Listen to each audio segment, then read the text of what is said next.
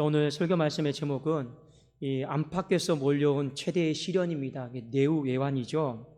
자, 우리 이 말씀을 가지고 또 주신 말씀을 살펴보고 또 우리 말씀을 붙들고 같이 기도할 수 있기를 원합니다. 이 성벽 재건이다라고 하는 거, 이 선한 목표를 가지고 일을 해 나감에 있어서 세상에 어떤 일이든 간에 쉬운 일은 없습니다. 자, 선한 목표를 가지고 이 반 정도는 쌓았잖아요.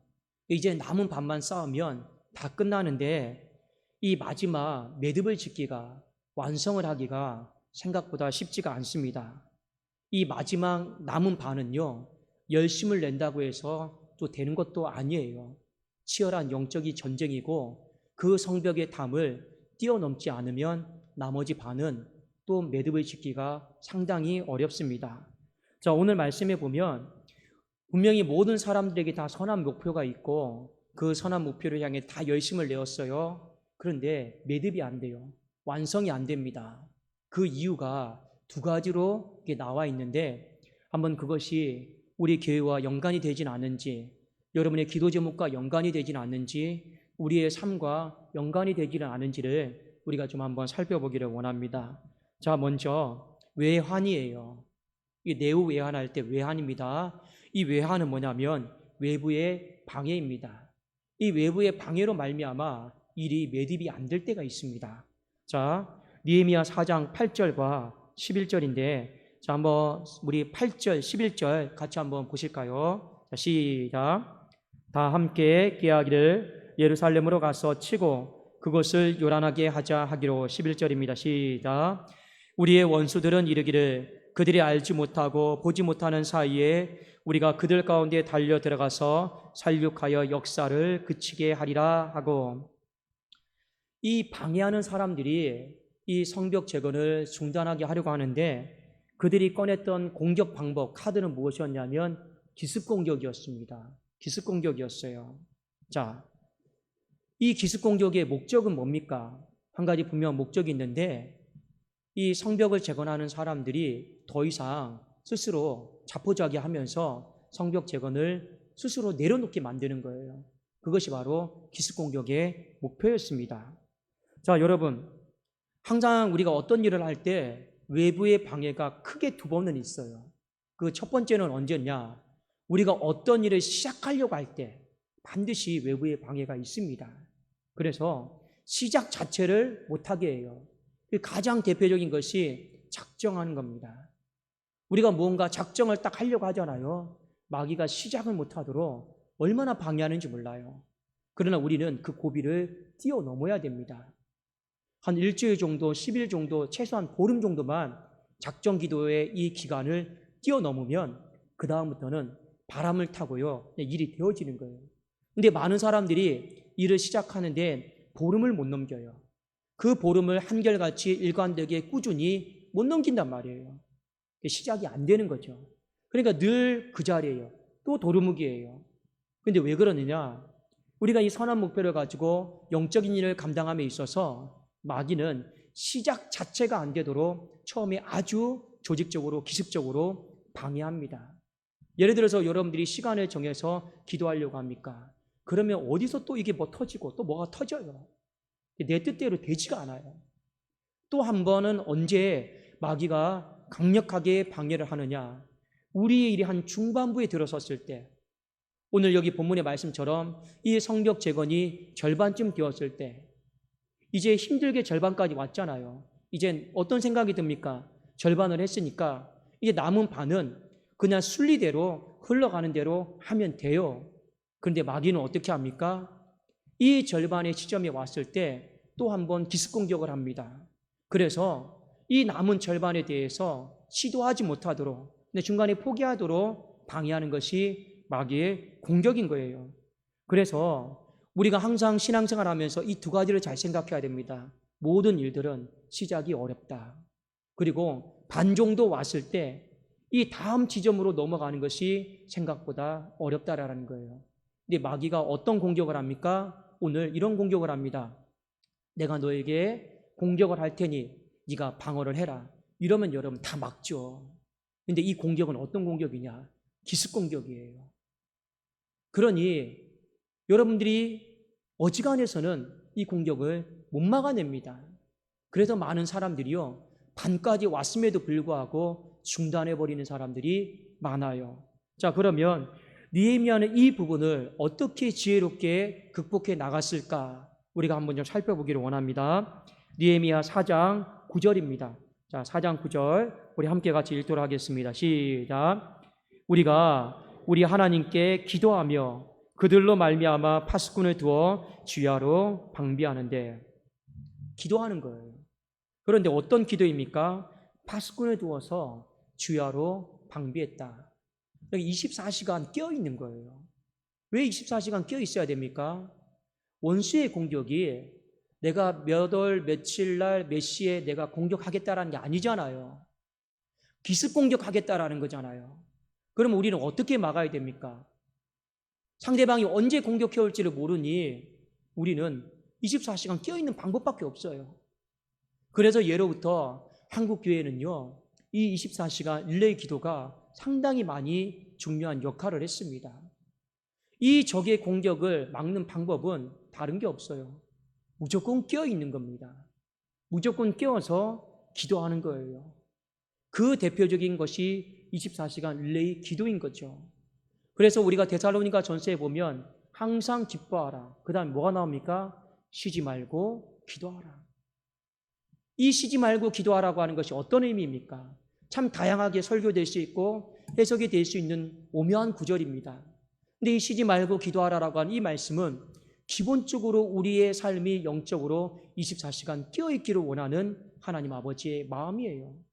우리가 영적으로 깨어있지 않는다라면 죽는다라고 하는 하나님의 엄중한 경고와도 같은 말씀인 것입니다. 여러분, 어려움이 쓰나미처럼 몰려와요. 어려움이 사방에서 밖에도 자꾸만 몰려들어오는 어려움이 있어요. 그렇지 않습니까? 그러면 우리가 이 외환, 이 밖에서 들어오는 이 공격을 우리가 막을 방법이 뭐겠습니까? 성경은 그것이 한 가지입니다. 24시간 깨어서 기도하는 거예요. 여러분들에게 제가 부탁을 드리고 당부를 드립니다. 여러분들이 7월달, 8월달을 살아가면서 내가 어떻게 해주든지 영적으로 잠자지 않아야겠다, 잠들지 않아야겠다, 내가 깨어 있어야겠다라고 하는 이 절박한 마음, 이 간절한 마음을요, 여러분들이 가지셔야 됩니다. 여러분, 절박함이다라고 하는 게 무엇인지 아십니까? 간절함이다라고 하는 게 무엇인지 아십니까? 이 절박함과 간절함은 이런 뜻에서 나온 거예요. 내가 정말 저걸 원한다, 내가 정말 저거 갖고 싶다, 이 정도 절박함, 간절함은 이 축에도 끼지도 않아요. 이 절박함이다라고 하는 거, 간절함이다라고 하는 건 이런 의미입니다. 여러분 옛날에 이런 거 한번 보셨습니까? 물속에 누가 내 머리를요 담궈놔요. 숨을 쉴 수 있습니까? 없습니까? 못 쉬죠. 그러면 우리는 살려면 어떻게 합니까? 완전 나오려고 막 발버둥 치잖아요. 그때 막 살고 싶어서 우리가 몸부림치는 거 있죠? 그게 바로 절박함입니다. 그것이 바로 간절함이다라고 하는 거예요. 여러분, 잘 느껴지지 않으면 집에 가서 욕조에다가 물 받아 넣고 담가봤다가 나와보세요. 엄마, 아빠, 나 좀 담가줘. 죽지 않을 만큼만. 그런데요, 인간이 1분은 못 버텨요. 그 막 살고 싶은 마음이 있잖아요. 그게 바로 절박함이라는 것이고 간절함이라는 거예요. 하나님은 우리가 영적으로 깨어있기를 원해요. 어떤 마음으로요? 단순히 시간의 양에 대한 깨어있음 뿐만 아니라 우리의 심령이 절박함과 간절함으로 깨어있기를 원하는 거예요.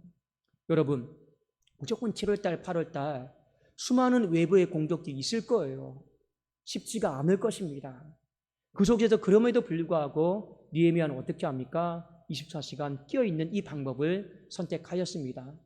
여러분 스스로도 각 기관도 마찬가지예요.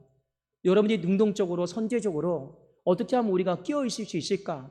주일학교도 생각해 보시고, 우리 권사회도 생각해 보시고, 우리 구역도 생각해 보시고, 나름대로 한번 이 부분을 선제적으로 잘 생각을 해 보십시오.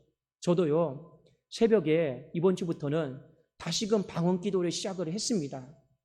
제가 방언 기도를 참 오랫동안 안 했었거든요. 그런데요, 이 새벽에 몸이 피곤하잖아요. 이 기도하다가 피곤하니까 잠들기가 쉽잖아요. 그렇지 않습니까?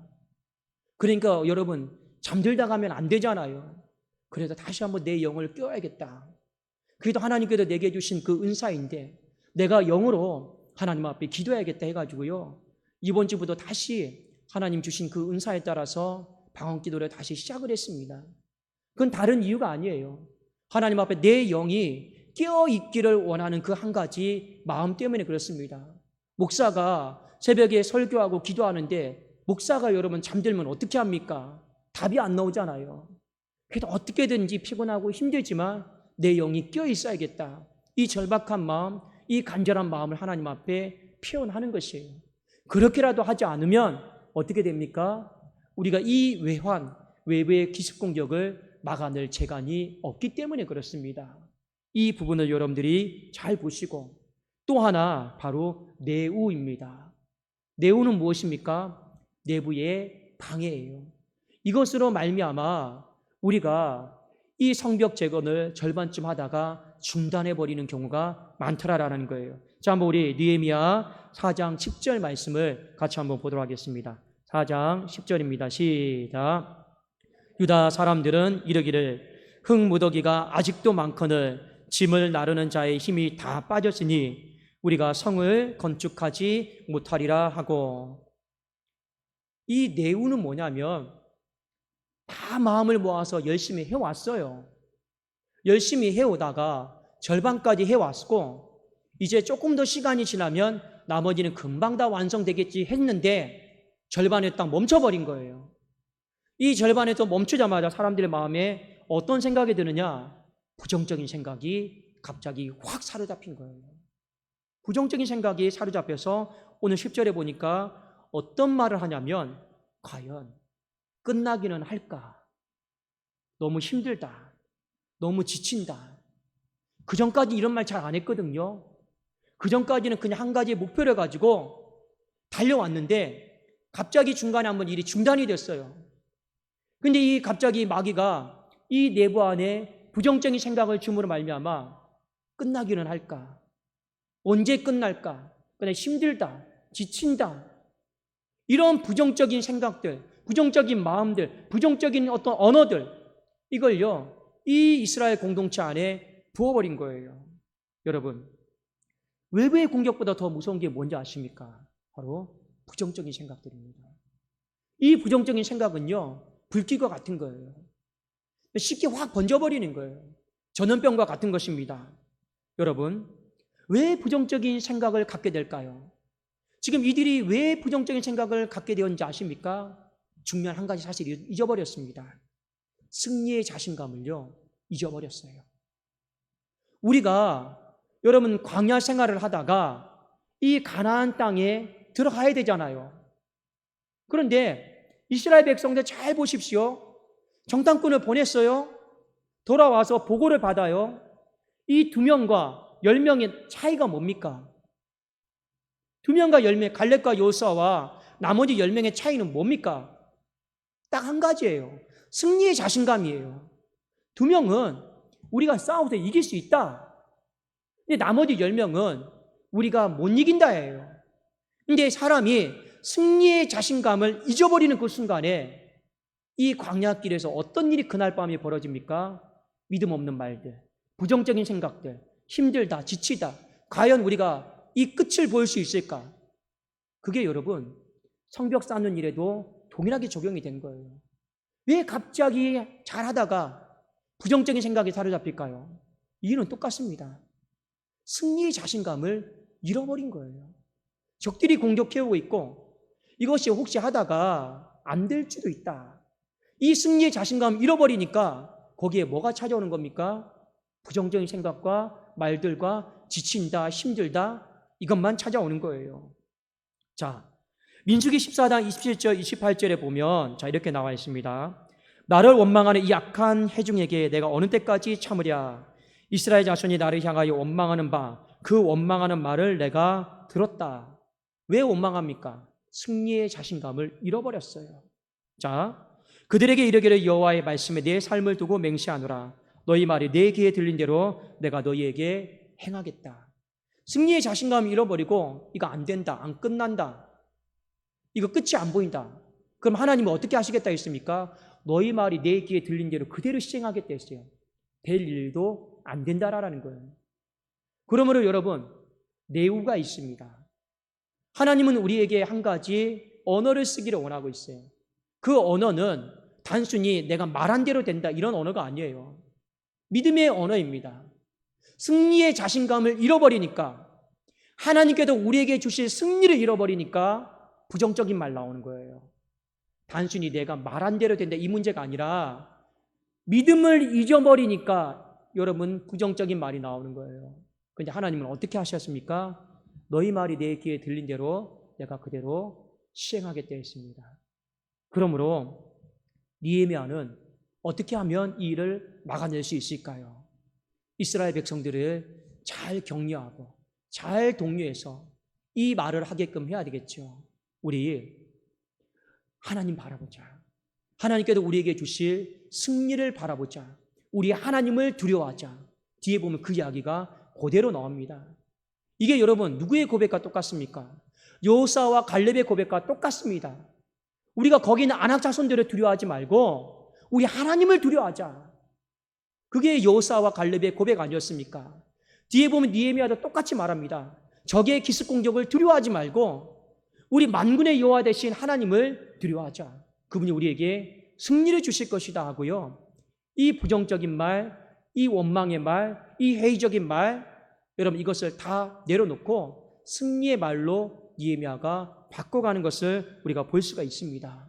여러분, 그냥 습관적으로 힘들다 이러지 마세요. 습관적으로 여러분 앞에 놓여있는 벽돌들 있죠? 벽돌들 있습니까? 없습니까? 있죠. 저도 제 앞에 놓여진 벽돌들이 상당히 많아요. 그거 바라보면서 이 사람들처럼 이거 다 언제 치울까? 이거 다 언제 치울 수는 있을까? 이거 옮겨다가 저기 성벽 나머지 반에 메꿀 수는 있을까? 저도 어느 날 믿음 없을 때는요, 그것밖에 안 보여요. 내가 치워야 될 이 벽돌이 너무 무게가 크다라는 것밖에 안 보여요. 그런데 그거 보면 어떤 생각 듭니까? 원망 나오죠. 불평 나오죠. 부정적인 생각 나오죠. 근데 이게 여기서 끝난 게 아니라 마지막엔 여러분 정말 승리할 수 있을까? 이런 여러분 안 좋은 생각까지 가요. 근데 하나님은 뭐라 말씀하셨습니까? 우리가 치워야 될 벽돌, 우리가 말라야 될 벽돌, 우리가 또 쌓아야 될 그 벽돌 바라보지 말고 뭐 바라보라라는 거예요? 우리에게 승리를 주실 하나님을 바라보십시오.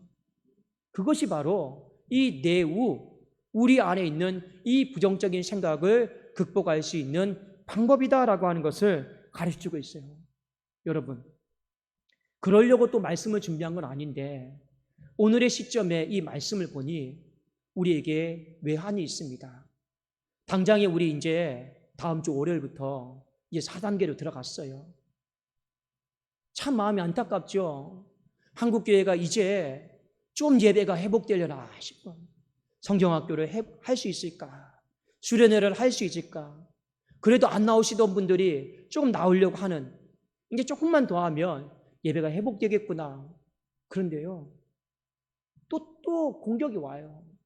외환입니다. 어떻게 해야 될까요? 우리가 영적으로 깨어서 더 기도할 수 있기를 주의 이름으로 축원합니다. 기도해야 돼요. 또 우리 안에 우리 다 알고 있듯이 우리 교회가 갖고 있는 이 특수한 문제들이 있죠. 내우입니다. 참 가슴 아픈 일이죠. 그러나 여러분, 이 일 가운데도 우리 이제 절반까지 왔어요. 근데 하나님은 우리에게 요구하시는 믿음이 있어요. 우리 표처럼 마지막 표의 실전사항이 무엇입니까? 승리의 자신감을 잊지 마라. 우리에게 승리의 자신감을요, 하나님은요 잊지 말라고 하시는 거예요. 이 승리의 자신감은 어디에서 나오는 겁니까? 내 믿음에서 나오는 게 아닙니다. 내가 벽돌 쳐다보고 있으면, 내가 치워야 될 벽돌 바라보고 있으면 승리의 자신감은 물 건너간 거예요. 어디에서 나오는 겁니까? 하나님을 바라보면서 하나님을 두려워하면서 우리가 나아가잖아요.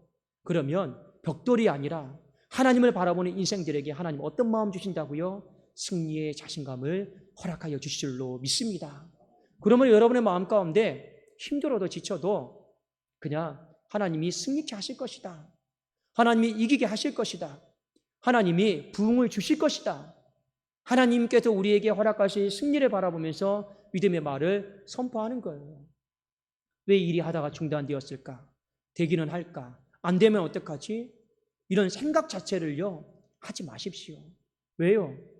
그런 생각을 하려면 뭐가 안 맞느냐? 분명히 빌립보서 말씀에 이런 말씀이 있죠. 너희 속에 착한 일을 시작하신 이가 그리스도 예수의 날까지 이르게 하신다 했습니다. 결국에 반까지 온 것도 하나님의 은혜이고 하나님이 시작하셔서 여기까지 온 거예요. 그 마침도 누구의 손에 달려 있습니까? 하나님의 손에 달려 있는 줄로 믿습니다. 그런데 우리에게 이 내부의 문제는 기도 플러스 무엇이 더 필요하다고요? 믿음의 감사의 승리의 고백이 이 남은 반년의 시간 동안 필요하다라는 것을 잘 기억하십시오. 여러분들 오늘 네오 외환의 이 말씀을 듣고 이 외환은 우리가 영적으로 끼워서 기도해야 됩니다.